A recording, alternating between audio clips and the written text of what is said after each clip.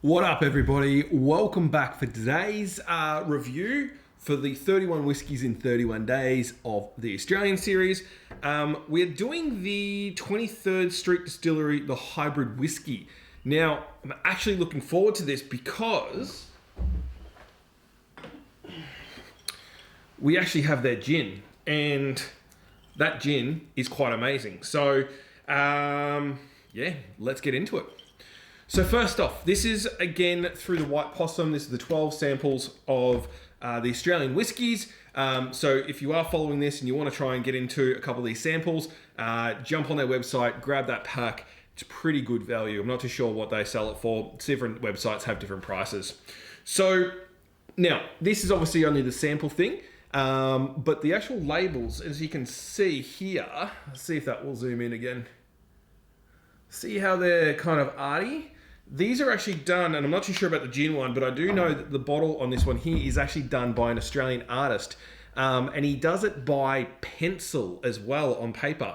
So it's kind of pretty cool. Have a look at it, Google it and have a look at the actual labels. But they try and bring, I guess, the flavors into it, because when you actually have this gin, it's actually a very beautiful flavor. So, opening up the bottle or having a look at the bottle, we're 42.3%.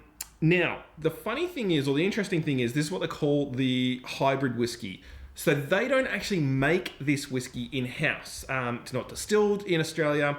It's actually a mix of Scottish 5-year-old whiskey and 2-year-old bourbon from America. So it's made in Scotland and the USA. So it's a blend. It's not theirs, but I guess, do you call it Australian whiskey? It's kind of like the Japan stuff where it's blended in Japan, put a Japanese sticker on it, and it's Japanese whiskey. Now, a little side note. These come in 700 square meters. I'm in real estate, that's why. 700 milliliters. They also come in, I think they're 200 milliliter ones, and I've seen them at the Bottle-O's. I'm not too sure on the price of them, but the 700s come in around the $70 to about $80. Now, as I mentioned, I think it's a Scottish whiskey, which is 5 years, an American bourbon for 2 years, and then it's finished off in Australia in ex-bourbon casks as well. They do make a single malt whiskey, which is, I think, a 4-year-old in-house, and that's fairly new. I think it's about a year old or something like that. I'll be very keen to try that one because, I just love trying all the whiskies. All right, so I have been told to actually let this open up, so before we actually go straight into it. So I opened it up, poured it in before we actually started the video. So again, using the ring light, it's a nice bright gold color. So there's no color on it. As we know, color doesn't really mean too much, but okay. So before, when I tried to smell it, it was a very alcoholic kind of taste. I don't even know how to explain what it was, but it was a very chemical kind of taste and a smell, and that's probably why they actually tell you to open it up a little bit. Now, smelling it now, it actually reminds me a bit more of the Starward Tawny, a bit more of the dried fruit. It's not a very strong smell. You get a bit of caramel. I think I asked my partner before what she smelled, and I thought it was caramel. I think there's a bit of caramel in there. From what I've read, I believe you're supposed to have vanillas and all this kind of stuff, but I'm not getting any of that. All right, let's get into the most important part.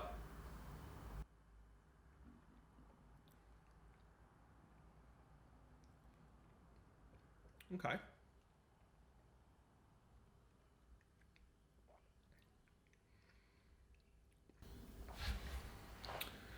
It's got that Yamazaki kind of semi-burn to it, so the finish is a bit spicy, a bit peppery.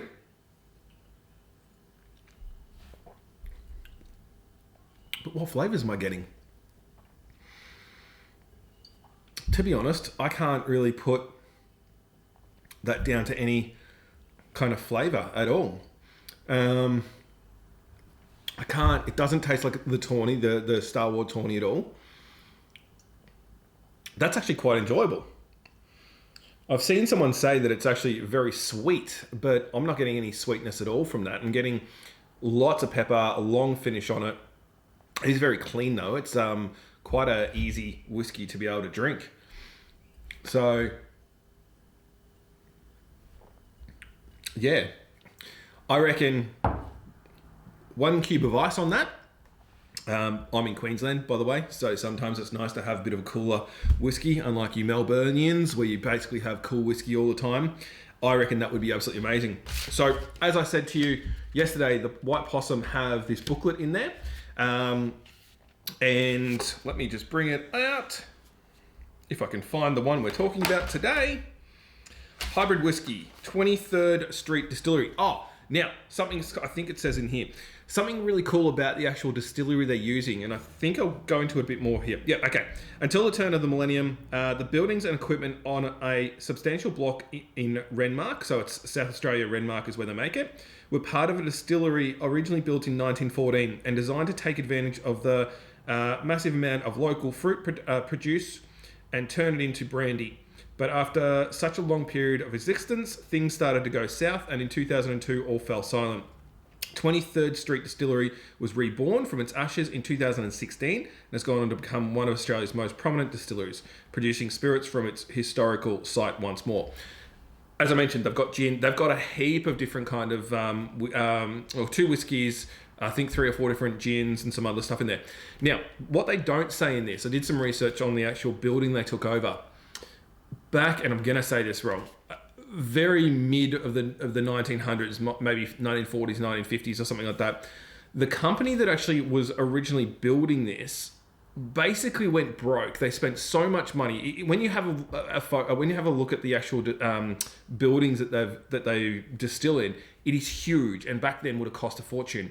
From my understanding is that the company actually spent a ton of money and they never really recouped it. So the farmers were actually in a position where they were so reliant on actually selling their fruit to this distillery that the 160 local farmers ended up buying the actual distillery themselves, cut out the middleman, and they started producing their own.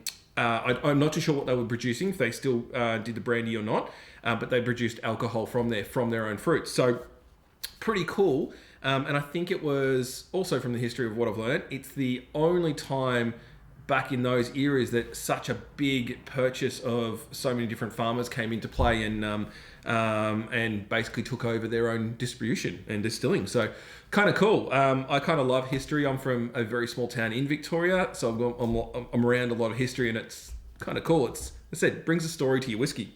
Now, the whiskey itself, blended in Australia but distilled overseas. This interesting whiskey is made by combining barrels of Scotch and bourbon whiskey to create a blend between the two, a hybrid whiskey. The Scotch is aged around 5 years and the bourbon 2 years, so I was right.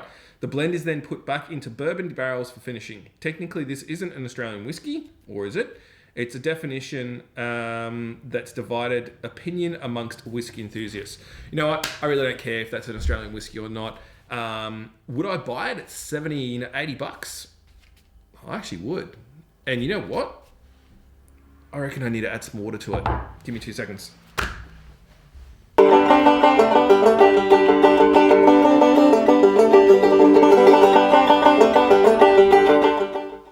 Alright, so I don't think I need too much, but I reckon this might open up, as I mentioned, with the ice. We need to try and do this with a bit of water. Okay, so now, definitely getting a lot more fruit.